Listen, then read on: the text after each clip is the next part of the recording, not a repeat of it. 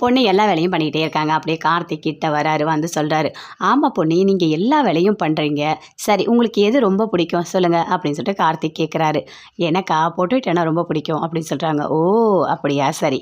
இன்னைக்கு நீங்க இருங்க. உங்களுக்கு பிடிச்சத நான் பண்ணி தரேன். ஆனா அது வரைக்கும் நீங்க கிச்சன் பக்கமே வரக்கூடாது" அப்படின்னு கார்த்திக் சொல்றாரு. அதே மாதிரி தேவையான எல்லாமே பண்றாரு. நல்லா பண்றாரு. பண்ணி எல்லாரும் டைனிங் டேபிளுக்கு வராங்க. வந்தவுடனே எல்லாருமே சாப்பிட்றதுக்காக உட்காந்துட்டு இருக்காங்க. பொண்ணு எல்லாருக்குமே பரிமாறுறாங்க. "இங்க பாருங்க பொன்னி, உங்களுக்காக நான் உங்களுக்கு பிடிச்ச பொட்டேட்டோ பண்ணியிருக்கேன்" அப்படின்னு கார்த்திக் சொல்றாரு. சரின்னு சொல்றாங்க. எல்லாருமே சாப்பிடும்போது கார்த்திக் சொல்றாரு, "ஆமா பொன்னி, எப்பவுமே நீங்க எல்லார் கூடயும் உட்காந்து சாப்பிட மாட்டீங்களா?" அப்படின்னு சொல்லிட்டு கேட்குறாரு. "நான் சாப்பிட உட்காந்துட்டா யார் பரிமாறுவா?" அப்படின்னு பொன்னி சொல்றாங்க. "பரவாயில்ல பொன்னி, இன்னைக்கு நீ உட்காரு" அப்படின்னு சொல்லிட்டு பவானி எழுந்துக்கிறாங்க. எழுந்துட்டு எல்லாருக்கும் பரிமாறுறாங்க. பொன்னி உட்காந்து சாப்பிட்றாங்க. இதை அப்படியே பார்க்குறாரு சந்திரசேகர். பயங்கரமாக சந்தோஷப்படுறாரு. சக்தியும் அப்படியே பார்க்குறாரு. சாப்பிட்டு முடிச்சோடனே வந்து ஹேண்ட் வாஷ் பண்ணுறாங்க. பின்னாடி சக்தி வராரு. "எவ்வளோ சந்தோஷமாக இருக்குல்ல, கார்த்திக் இப்படி பண்ணுவார் நான் நினச்சி கூட பார்க்கலங்க. என்னை உட்கார வச்சு சாப்பிட வச்சுட்டாரு" அப்படின்னு சொல்லிட்டு பொன்னி சொல்கிறாங்க.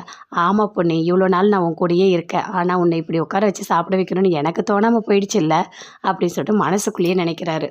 கார்த்திக் ரொம்ப சந்தோஷமாக பார்த்துட்ருக்காரு. அப்போது வராரு சந்திரசேகர். "இங்கே பாரு, நீ என்ன பண்ணாலும் கரெக்டாக பண்ணணும் சரியா? எப்படியாவது சக்தி பொன்னி 2 பேரும் சேர்த்து வச்சிடணும். அவங்களோட வாழ்க்கை நல்லா இருக்கணும். அவங்களுக்கு ஒரு குழந்தை பிறக்கணும்" அப்படின்னு சொல்கிறாரு. "இங்கே பாரு சந்திரா, எல்லாத்தையும் என்கிட்ட விட்டுட்டல, நான் பார்த்துக்கிறேன். நேற்று கூட என்ன நடந்ததுன்னு பார்த்தியா? நான் மல்லிகைப்பூ வாங்கி தருவேன்னு பயந்து அதுக்குள்ளே சக்தியே போயிட்டு மல்லிகைப்பூ வாங்கி தரான் பொன்னிக்கு. பார்த்தியா என்ன நடக்குதுன்னு? இந்த மாதிரி ஒரு ஒரு விஷயமா நான் பார்த்து பார்த்து பண்ணுறேன். பார்த்து எப்படியாவது 2 பேரும் சேர்த்து வைக்கிறேன். என்கிட்ட நீ பொறுப்பை விட்டுட்டோன்னே நீ கவலையே படக்கூடாது சரியா? அவனுக்கு நல்ல பொறாமை வருது. நான் பொன்னி கூட பேசினாலே பொறாமை வருதா? அது ஒன்று போதும். 2 பேரும் நான் சூப்பராக சேர்த்து வச்சிருவேன் சரியா?